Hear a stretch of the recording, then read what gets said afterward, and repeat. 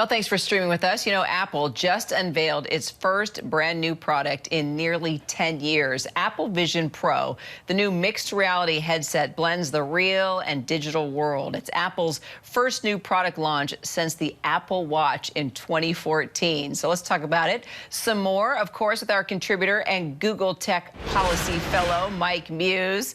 All right, so Mike, break down. I have to say, I'm not really good at this stuff. I'm not very much of a techie. My kids have to educate me on all this. How amazing was this? Just tell me, because you're the expert. Just as somebody who is involved and interested in tech, this is so huge and big. This is what technology and innovation is. This is technology and innovation in a product. We have had different versions of VR sets. We have heard of VR is virtual reality for your audience. AR is augmented reality for your audience. But this is Apple redefining VR and AR into what is called spatial computing. And basically, spatial computing allows physical objects. It optimizes it to feel extremely real.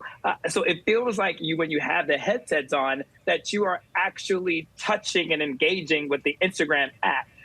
When you are on the VR in the AR world, when you're wearing the headset, it's as if you're changing the television yourself. Because guess what, Kira? You actually can. The way Apple has done it, just a pinch of your fingers, when you're looking at something with the headset on, you can actually create as if your hands are remote control. That is game changing. The spatial awareness and spatial sound, what that means, Kira, is almost as if we're listening to music with the headset on. It's as if we're at a concert in our living room. That is how well the audio is going to do. When you're playing a video game, it's already going to come with 100 arcade games already, as if, and I saw what the demonstration they did was a basketball video game. So it's almost as if you're on the court, sitting courtside seats, which are so expensive, and you are controlling the game with literally just your fingers and or the remote control set. This is game changing. This is revolutionary. This is going to change the way we even interact with people, Kira. The way they're doing the FaceTime now is if you put the headset on, is if you and the person you're talking to on the other side is sitting in your living room. Can you imagine the beautiful experience you can have on FaceTime with your mom having coffee? Oh my gosh, that actually would be a dream come true. Dan Ackerman, I understand we've linked up with you now. You are the editorial director for computers and gaming at CNET. You are there just outside of the event. I know you ran out just to team up with us here and tell us about everything that you just saw. So tell me, you know, for you, I mean, Mike's been kind of putting this into perspective of how big of a deal this is. What did you see that you think is so amazing here? What's the game changer for you? I think the important thing about a brand new product category like this is really going to be the pitch. How do you get people to adopt this? How do you get people to buy it? Now, even though it's big and fancy and shiny, there's really one thing working against it immediately, which is that going into it, everybody thought this thing was going to be, this Vision Pro was going to be $3,000. Well, guess what? It's $3,500. So it's even more expensive than people's predictions, which are already, priced it outside of what most, what almost any consumer would be willing to buy. So I think they're really pitching it initially really as more for software developers, for people who want to make apps for it, for people at big companies who want to experiment with augmented reality. Maybe if you want to have a really fancy office environment where you bring other people in for FaceTime calls and everyone's floating there in 3D, it's going to be less of a home device, less of something like the Oculus Quest is that's, $300 because this is $3,500. So of course, I think this initial announcement of it is really to kind of get people in the industry excited versus more regular consumers who might someday buy a product like this.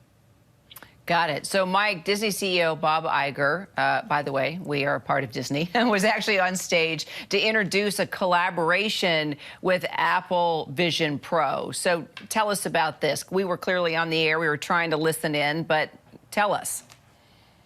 Yeah, so basically we're going to have Disney Plus and ESPN will be already, just as I was mentioning, the 100 arcade games will be loaded in. We will be able to experience the Disney Plus product series shows and ESPN in the same way as we're watching the games, as we're watching the shows that we love to watch on Disney Plus.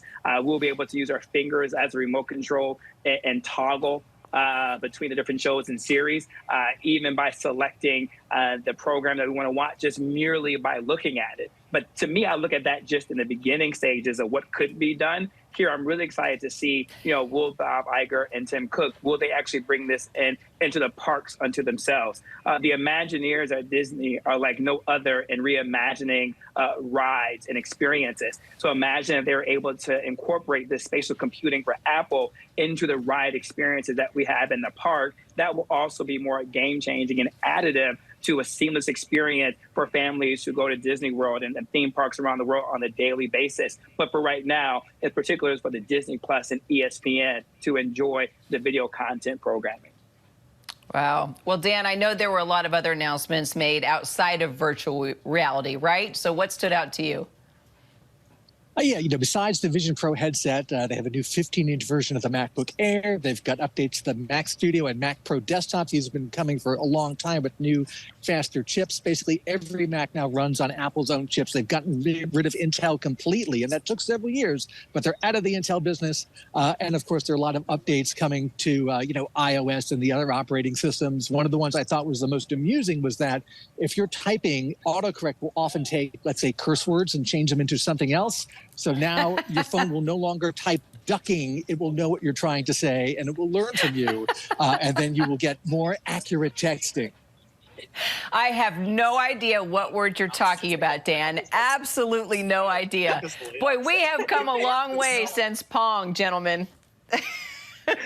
I stand with Kira. I have no idea what Dan is talking about. It's going to be a ducking surprise. Yes, it is. Mike and Dan, thank you so much. I'm glad we connected. Hi, everyone. George Stephanopoulos here. Thanks for checking out the ABC News YouTube channel. If you'd like to get more videos, show highlights, and watch live event coverage, click on the right over here to subscribe to our channel. And don't forget to download the ABC News app for breaking news alerts. Thanks for watching.